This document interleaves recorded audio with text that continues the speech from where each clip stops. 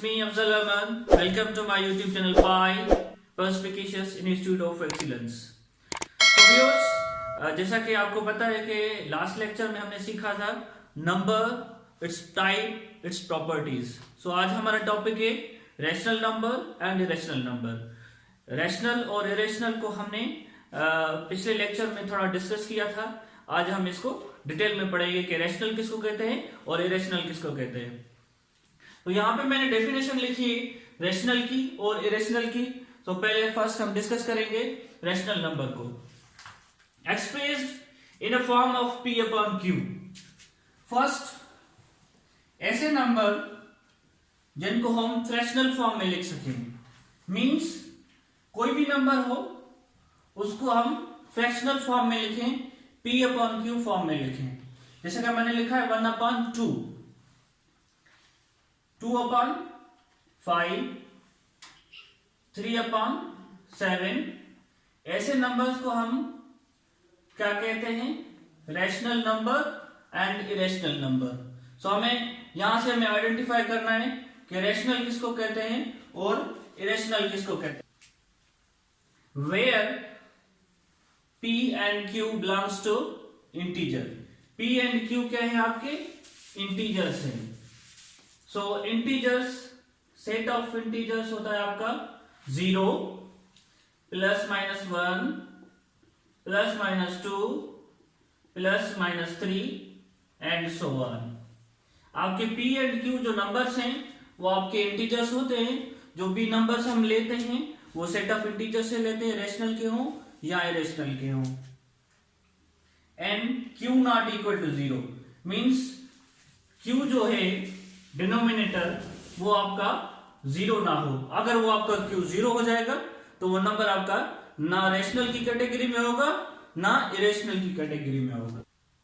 For example, जैसे मैंने example लिखा है 3 अपॉन 0. अब यहां पे क्या है कि आपके यहां डिनोमिनेटर जो है, डिनोमिनेटर 0 हो गया है. ये आपका, इसको हम कहते हैं डिनोमिनेटर. ठीक है.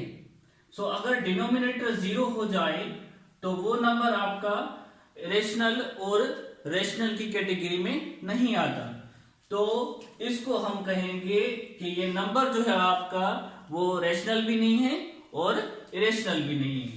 ठीक है. तो आपको ये कंडीशन समझ में आई कि क्यू आपका 0 नहीं होना चाहिए. उसके बाद मैंने एग्जांपल लिया है 1 अपॉन 2. ठीक है.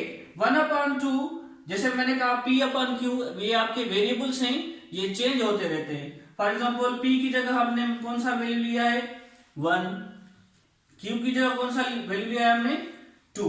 सो 1 अपॉन 2 ये आपका रैशनल नंबर है. नोट, रैशनल के हिसाब से आपको दो पॉइंट आपको नोट करनी है कि वो कौन से जो है पॉइंट्स हैं जो नंबर में देखें कि रैशनल है या इरेशनल है. सो फर्स्ट पॉइंट है ऑल टर्मिनेटिंग डेसिमल. आपके जो सारे टर्मिनेटिंग डेसिमल हैं वो रैशनल में है. जो भी नंबर पॉइंट के बाद खत्म हो जाए तो वो आपके सारे नंबर क्या होते हैं?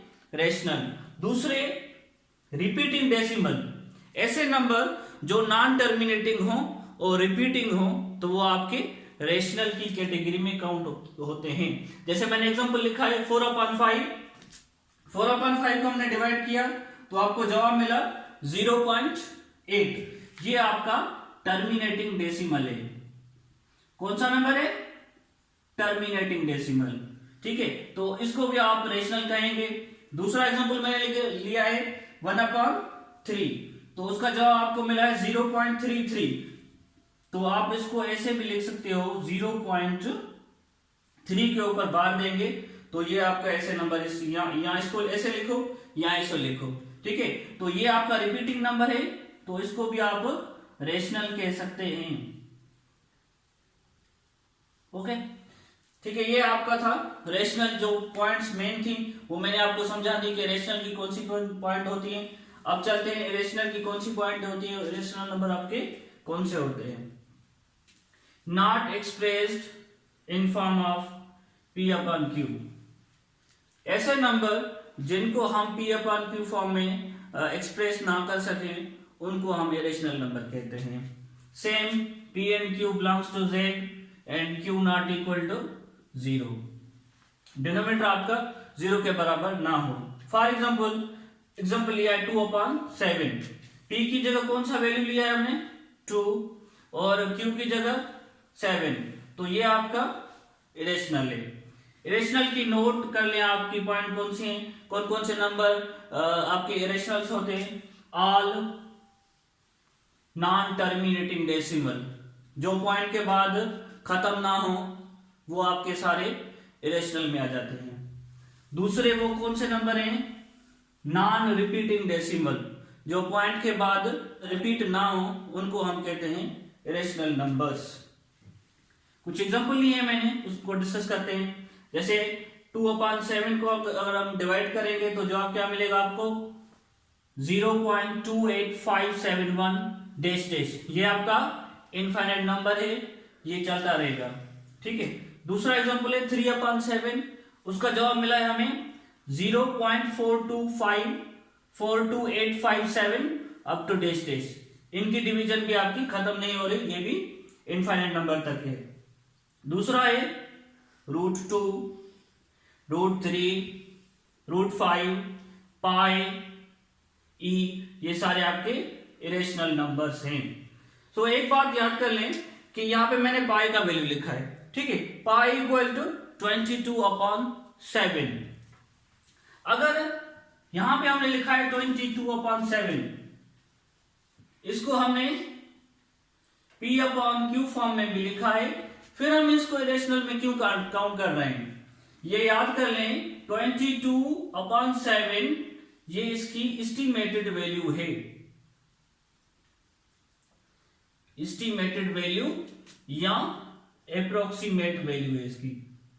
मींस पाई की जो वैल्यू है 22/7, ये इसकी एग्जैक्ट वैल्यू नहीं है, क्या है इसकी अप्रोक्सीमेट वैल्यू है, इसकी एस्टिमेटेड वैल्यू है, ये इसके बराबर नहीं 22/7 की, इसलिए हम पाई को इरेशनल में काउंट करते हैं। ओके, बात समझ में कि इरेशनल की और रेशनल की कौन सी पॉइंट है। ठीक है, आगे चलते हैं हम। एक और पॉइंट है कि लेट सपोज अगर आपको एग्जाम में सवाल आए कि identify the rational and irrational, मैं आपको रेशनल और इरेशनल के दो तरीके बता देता हूं फाइंड करने के। So how we identify rational and irrational. ठीक है, सो एक तरीका है कि अगर कोई नंबर परफेक्ट स्क्वायर है या नहीं है, अगर है तो रेशनल है, अगर नहीं है तो इरेशनल है। पहला मेथड ये है कि नंबर का आप स्क्वायर रूट निकालें। सो परफेक्ट स्क्वायर, अगर किसी भी नंबर का परफेक्ट स्क्वायर आपको मिल जाए तो वो आपके रेशनल में काउंट होते हैं। दूसरा है नॉट परफेक्ट स्क्वायर, ऐसे नंबर जो परफेक्ट स्क्वायर ना हो वो आपके होते हैं इरेशनल में काउंट होते हैं। कुछ मैं आपसे एग्जांपल डिस्कस कर लेता हूं कि कौन से नंबर परफेक्ट स्क्वायर हैं और कौन से नहीं है। लेट्स सपोज हमने लिया है 16 का स्क्वायर रूट क्या होता है 4, 25 है, 25 का स्क्वायर रूट क्या होता है 5, उसके बाद 4 लें, 4 का स्क्वायर रूट क्या होता है 2। तो ये सारे आपके क्या हैं रेशनल नंबर है, इनके आप स्क्वायर रूट निकाल सकते हैं, फाइंड कर सकते हैं, इजीली फाइंड कर सकते हैं। ये नंबर सारे आपके परफेक्ट स्क्वायर हैं, इसका मतलब है ये रेशनल है। अब इरेशनल जो परफेक्ट स्क्वायर नहीं है वो कौन से नंबर हैं, लेट सपोज 2 है, 2 परफेक्ट स्क्वायर नहीं है, 3 √3 है, √5, √7, √8, ये सारे क्या हैं आपके इरेशनल नंबर से, क्योंकि इनके आप स्क्वायर रूट फाइंड नहीं कर सकते। ये नंबर आपके परफेक्ट स्क्वायर नहीं है, इसलिए ये आपके इरेशनल्स हैं। तो ये एक मेथड ये है रेशनल और इरेशनल को आइडेंटिफाई करने के लिए। दूसरा मेथड है आपके पास decimal expression.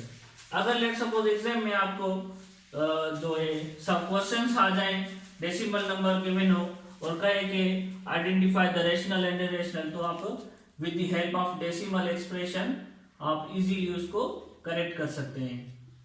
Decimal expression, decimal expression के दो कैटेगरीज होती हैं। एक है आपका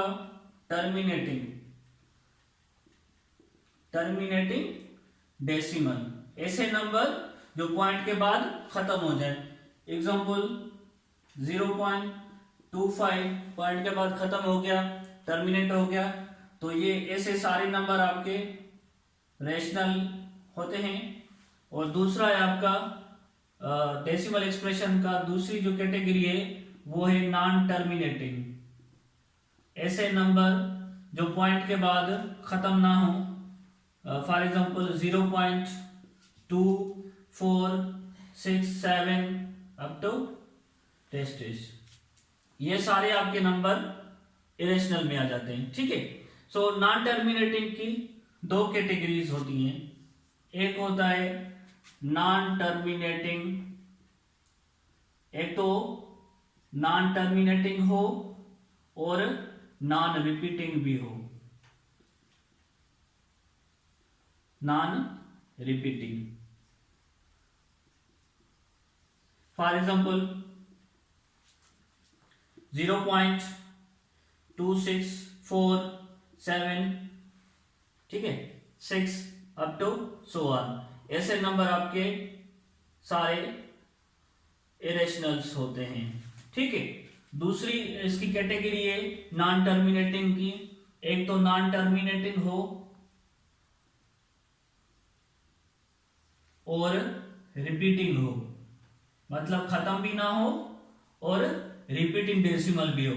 एग्जांपल 0.454545 एंड सो ऑन। ठीक है, तो ऐसे सारे नंबर आपके रेशनल में काउंट होते हैं। तो ये दो तरीके मैंने आपको बताए, एक तो परफेक्ट स्क्वायर वाला था और दूसरा डेसिमल एक्सप्रेशन की हेल्प से आप नंबर को आइडेंटिफाई कर सकते हैं कि कौन सा नंबर आपका रेशनल है और कौन सा इरेशनल है।